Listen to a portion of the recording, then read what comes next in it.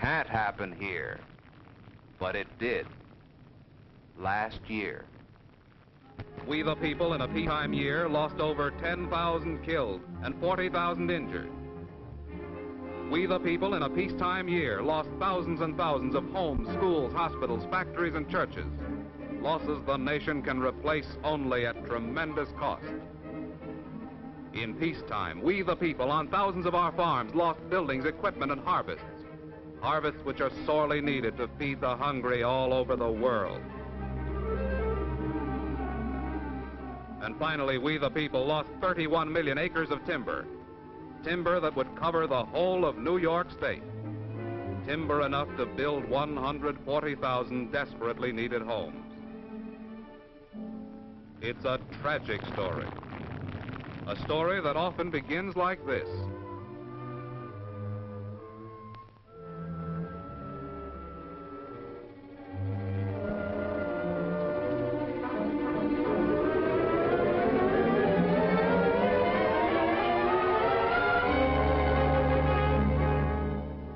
Or maybe the story begins like this.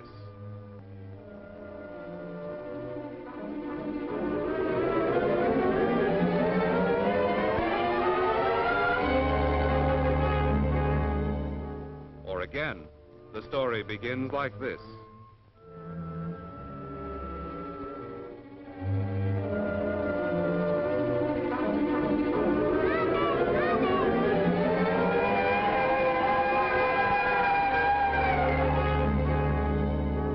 Here's another way the story often begins.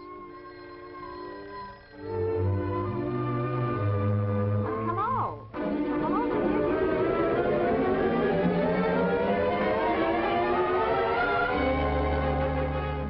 And here's still another beginning.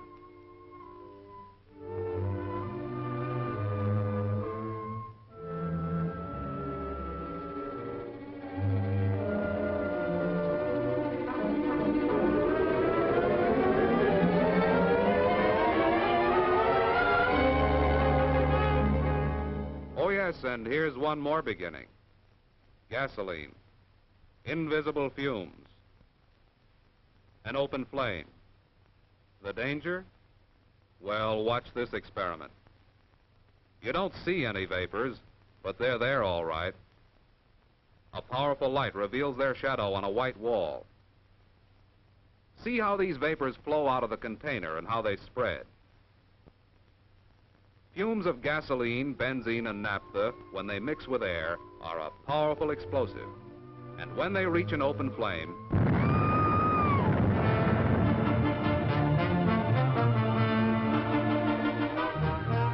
every minute of the day and night, all year long, there's a fire.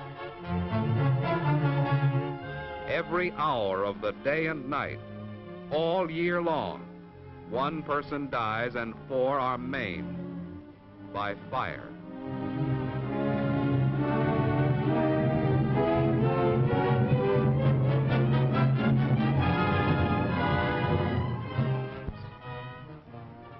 And 50,000 killed and injured. Crimes of carelessness.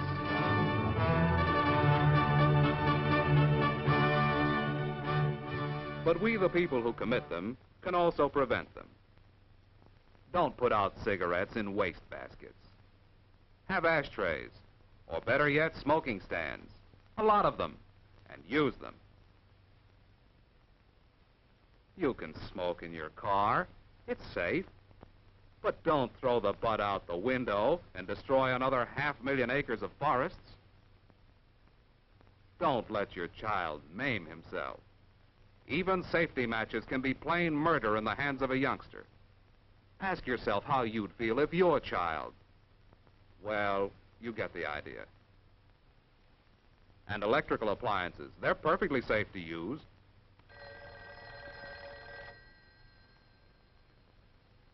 But you do have to turn them off when you leave.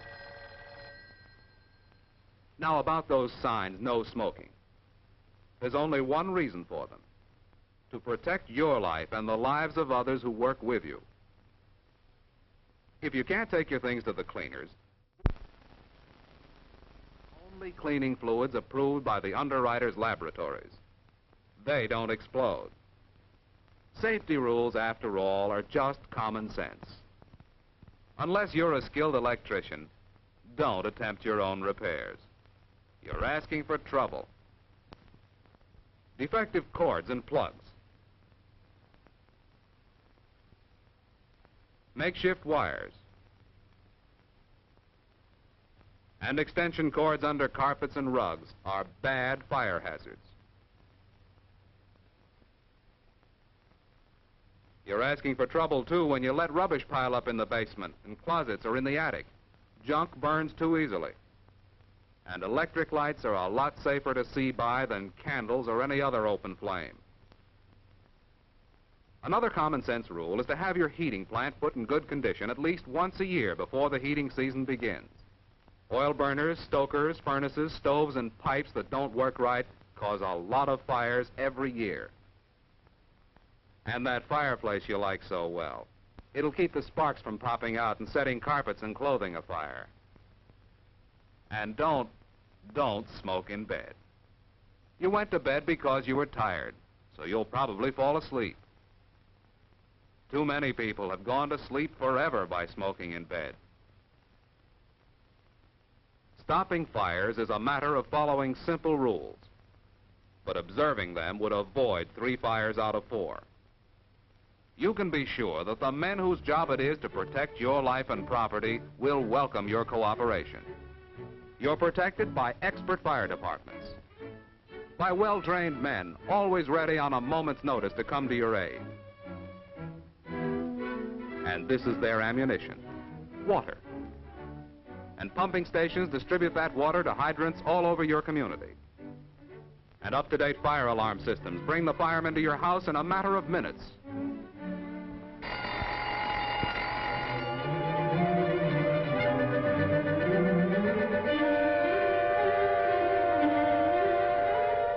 But the efficiency of all these services depends on you reporting the fire promptly.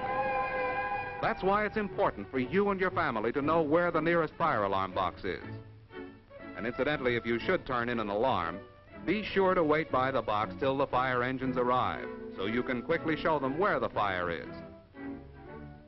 It's important, too, for you to have the number of the fire department handy near your telephone. Of course, in many communities, you need only call the operator. Half the battle would be won if small blazes could be checked before they become disasters of death and destruction. When will this appalling rate of death and destruction come to an end? That is the challenge. A challenge to every man, woman, and child in the United States. How will you meet this challenge?